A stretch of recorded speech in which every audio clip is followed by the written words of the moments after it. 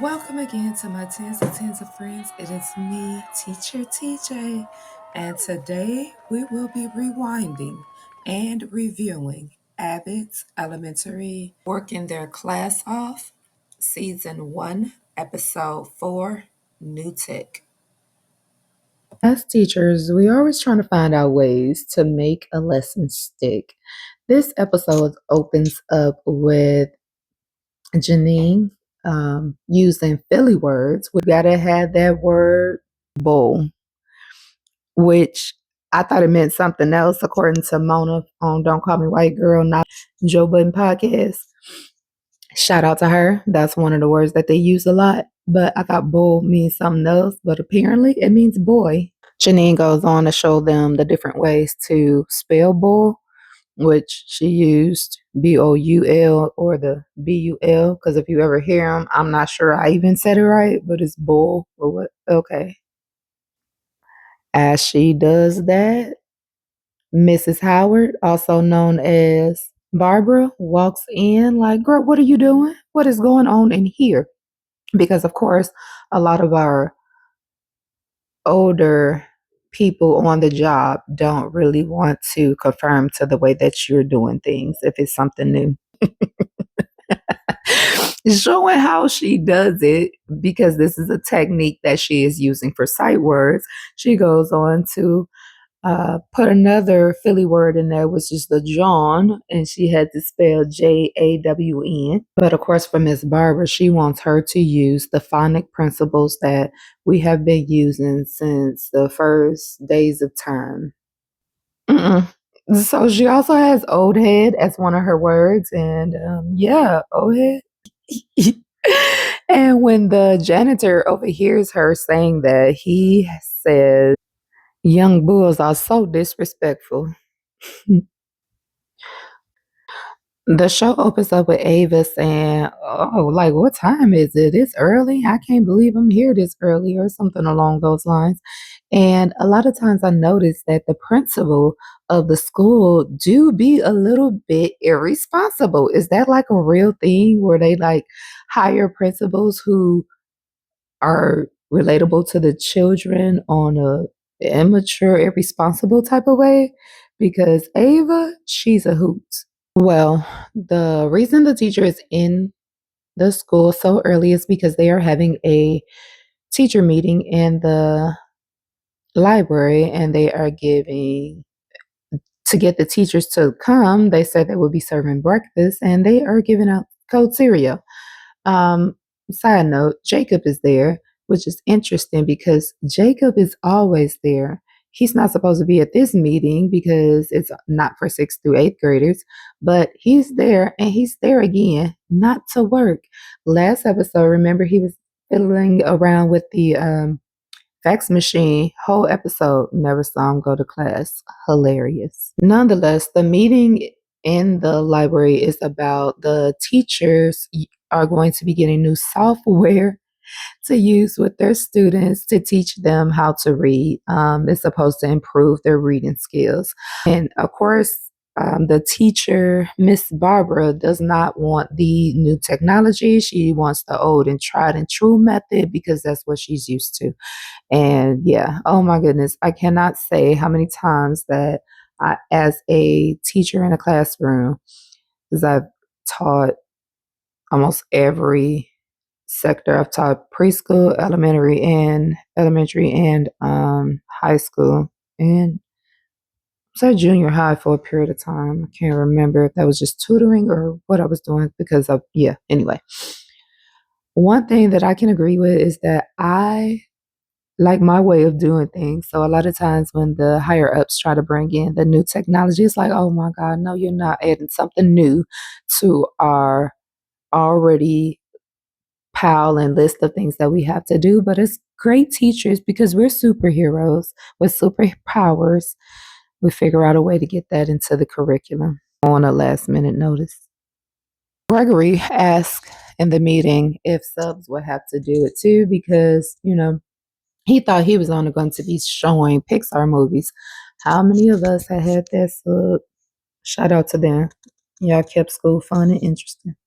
As usual, everything is tied to funding. So, of course, Avis going to push that along, and they're giving them new technology, new tablets, and everything like that to go with the new equipment. Janine asks Barbara, how is it going? And of course, Barbara don't even want to be bothered or admit to the fact that she does not know. It's confusing and she really wants nothing to do with it. Janine sees right through it and is excited because, as usual, she wants to help Barbara. She wants to help Barbara because she feels that helping her will show that she's not just a new teacher, she is a peer. She wants to be seen as, someone who knows what they're doing.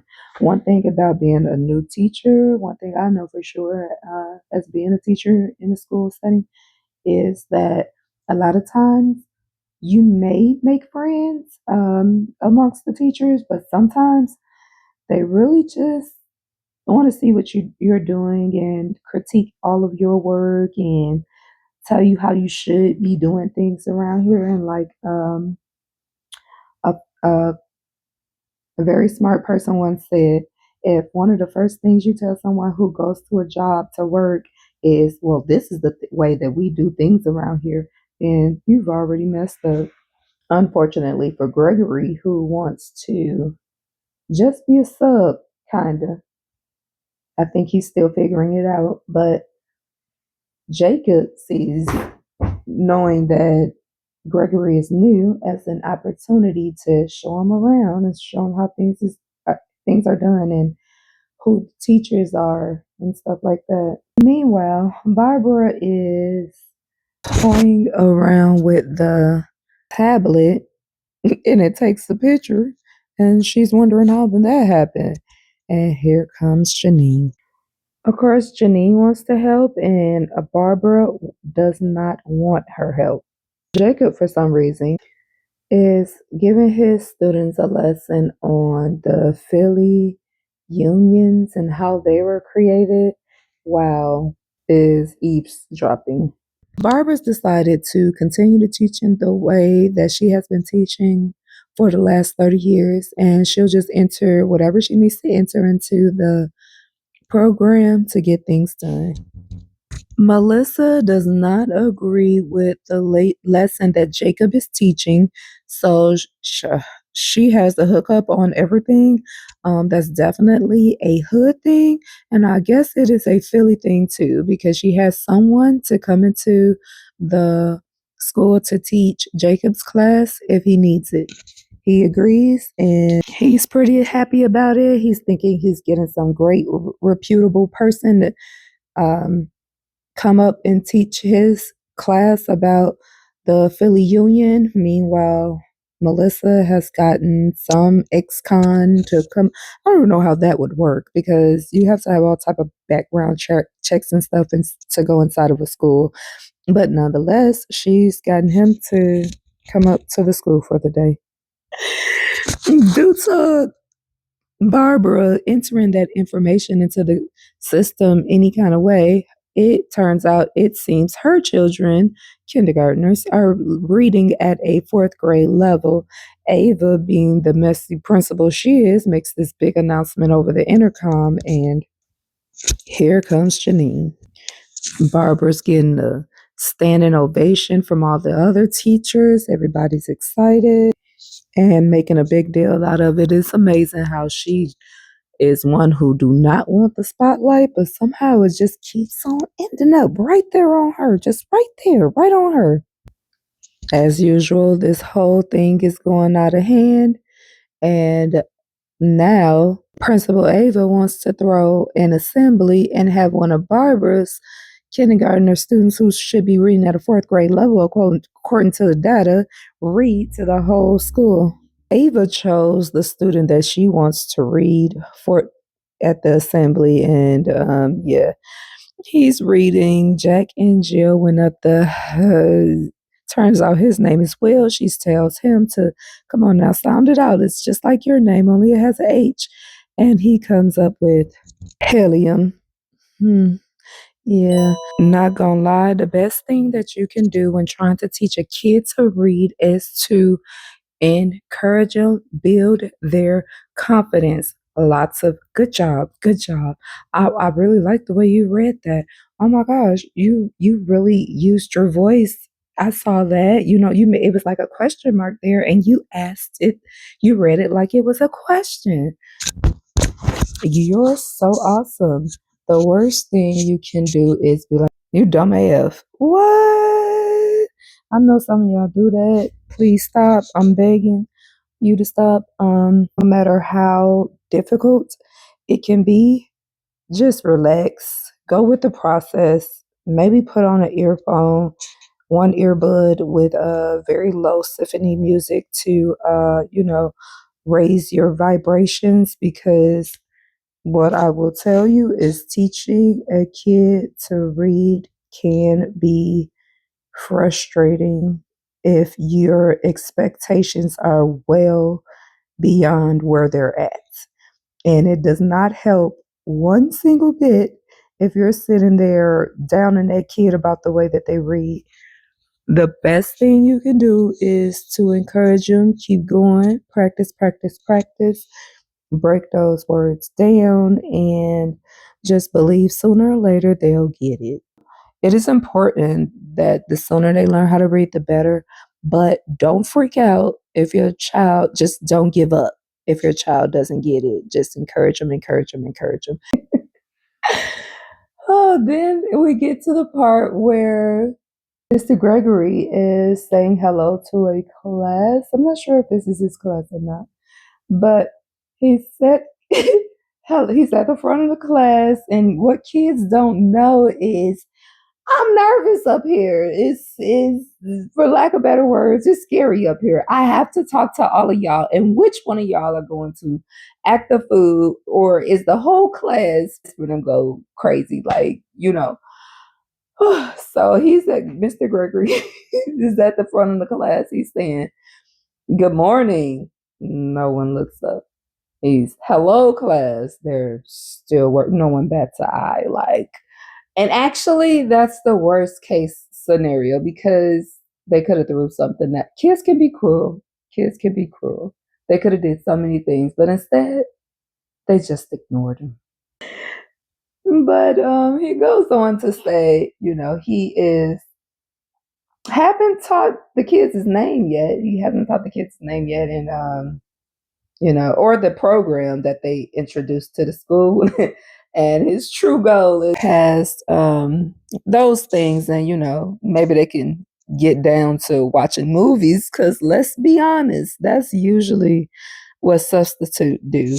So much so that if a teacher gets the substitute that actually reads the lesson plan, it's like, or half the time the teachers might not even leave the lesson plan or notes for the sub, just because they know the subs be on that. The subs is like, I am here to babysit and get my check. That is all.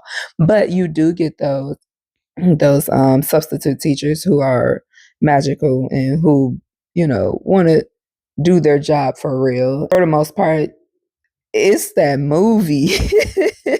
It's that movie for me. How many times have we walked into a classroom and seen the sub and was like, "Oh yeah, we watching." Hey, our teacher had a stash in their desk, so we like, "Hey, look, the movie right there. Put that thing on. Turn that light off. We out. We are. We just want to sleep." I don't know about nobody else, but being a teacher can be so time consuming. Even right now, as a preschool teacher, oh my gosh, it's so much to do. It's so much planning. There's so much prepping. There's so much, not grading, but keeping track of their benchmarks, who's where, what should I be working on with who. And then we're not talking about the fact that running a daycare, home childcare, is so many things in that, from the teacher to nurse, and we already know the list goes on and on. But yet, this school, Abbott, they keep finding ways to talk, and I love it, because I guess that happens. But for me, it never did. Nonetheless, Gregory runs into Janine again in the hallway, And she's asking how his day is going, and he's saying, the program is, no one gets it because, of course, that's how it goes. They give you this new system, this new curriculum, a new tool, and it never works, or it's never as easy as they would like to make it seem. So he invited Janine to go to after work to get together to check out the program. And at first, of course, Janine's favorite thing to do is to team up with a fellow teacher to do more work. And you know what's funny? I totally relate to Janine because if there's nothing that I can be more excited about, it's school stuff. Since a kid, I am a school person, so I get her enthusiasm, but she as excited as she was, she declined because her boyfriend is picking her up, and we know how that might go. Meanwhile, Jacob is going through it because Melissa's um, person, because she always has one of those, but the person that she got, Vinny, and Vinny the might be Vinny the butcher, to come up and talk to the kids is telling a story that Jacob just cannot believe. Melissa's loving every minute of it. Melissa pulls Jacob outside, and he doesn't agree with Vinny, the union person, and for good reason. While he's talking to Melissa outside, a student walks out, and basically they don't want any more homework, so they're going to join the union, and they getting ready to get it cracking. They say teach a guy how to fish, and he got you teach a kid how to unionize, and there you go. Then we go over to the assembly where Barbara is going to have her student, read. Remember, the kindergartner who's supposed to be reading at the fourth grade level. Um, but before the program gets started, Principal Ava has to jump up and make it all about her because, she's great. So Miss Barbara gets her student to the stage, and they're ready to read Jack and Jill. Really, he rehearsed Jack and Jill. And Principal Ava stops and says, "No, let's have him read this. It's a Michelle Obama book, probably her autobiography. And it's time for him to read, but only before he begins, the book is upside down." Well, Barbara has to come clean once everybody can see that this kid can clearly not read at a fourth grade level, at least. So Janine is disappointed. She can't believe that Barbara, her role model, would do such a thing. Principal Ava, on the other hand, is like, "Hey, if we're gonna cheat, let me know." Um, I swear to you, well, I know we all know that schools are funded. Finally, all the teachers get together and they learn how to use the program. And when they do, Principal Ava comes walking in and lets them all know that basically the whole program is a scam. It's illegal, it's a setup, it's basically testing information that correlates to the prison system.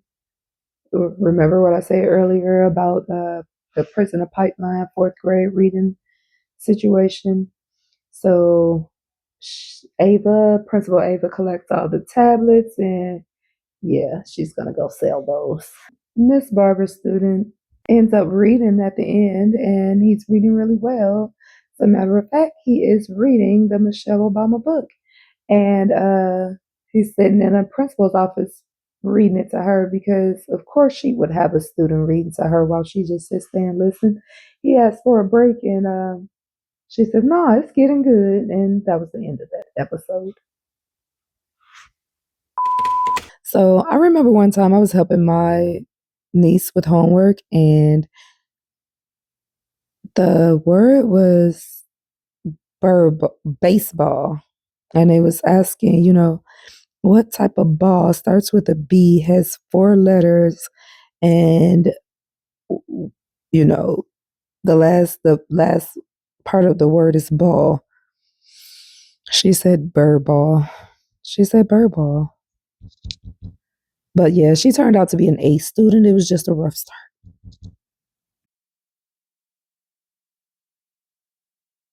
I mean, it's like and they think about it this way: if they're in elementary school,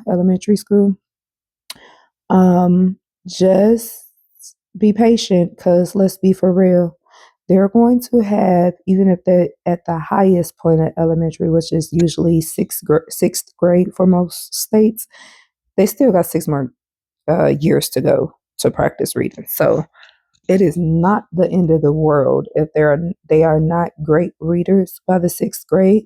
Although studies show that if a child does not know how to read, and I think the study was done for boys specifically, but if they do not know how to read by the 4th grade, um, it indicated a prison in the pipeline.